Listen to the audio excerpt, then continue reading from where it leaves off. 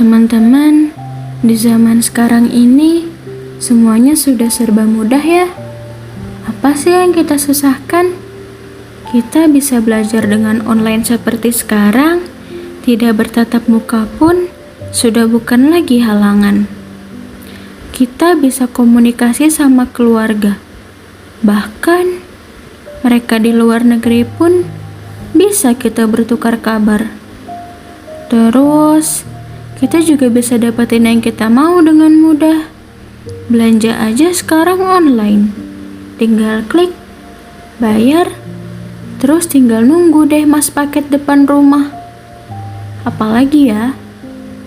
Oh iya, kita bisa dapat informasi terbaru dengan cepat. Informasi tentang idola kita misalnya.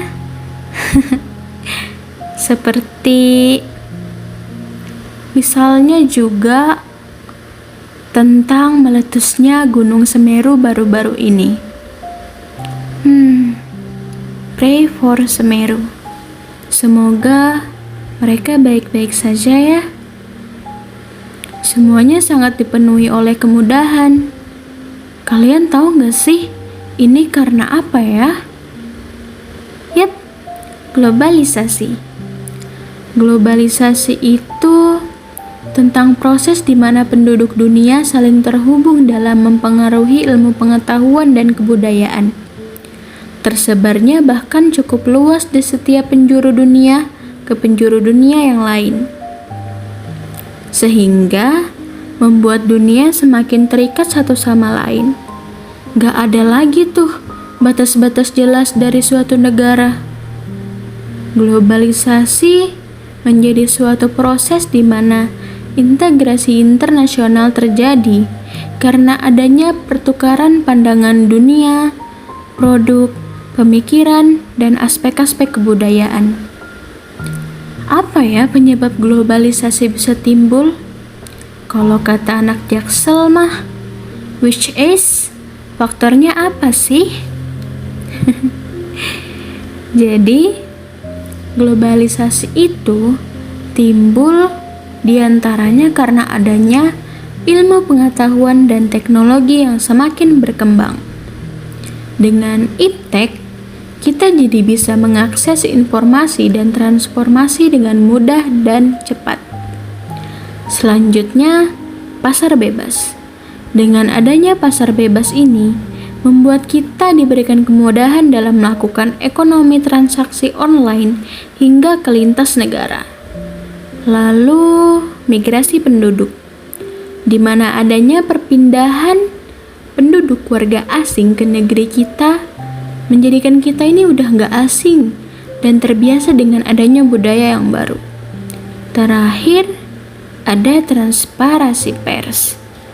Ini menjadi faktor penyebab dari globalisasi karena mudahnya diakses info dan berita yang viral serta up to date dari berbagai wilayah, sehingga kita yang sebagai masyarakat jadi banyak mengetahui hal baru berkat informasi yang diberikan oleh pers.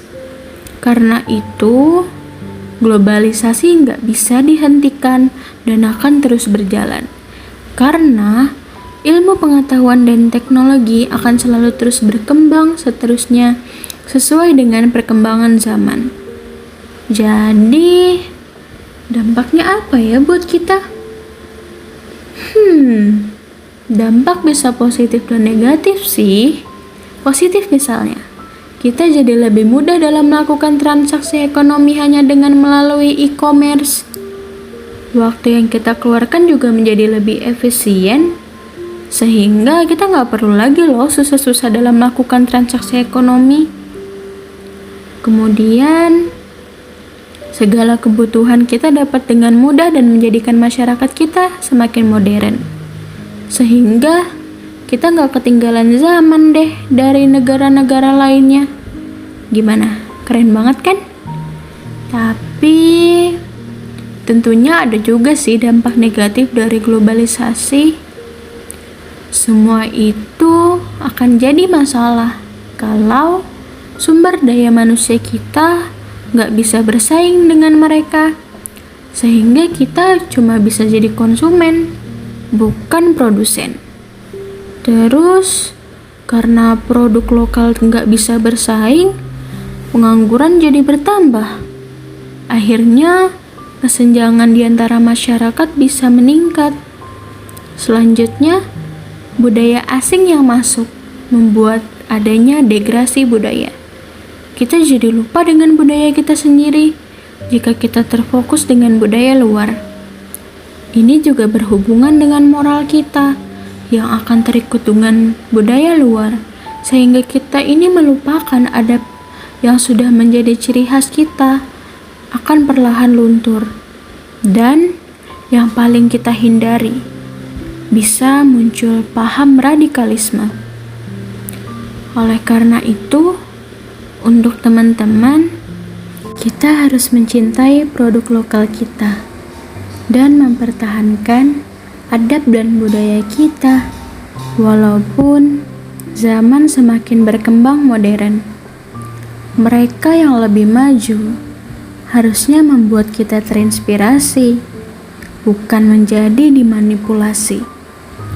Baik, itu saja yang saya sampaikan. Terima kasih ya sudah berkunjung dan mendengarkan. Stay safe, stay healthy, stay happy. Wassalamualaikum warahmatullahi wabarakatuh.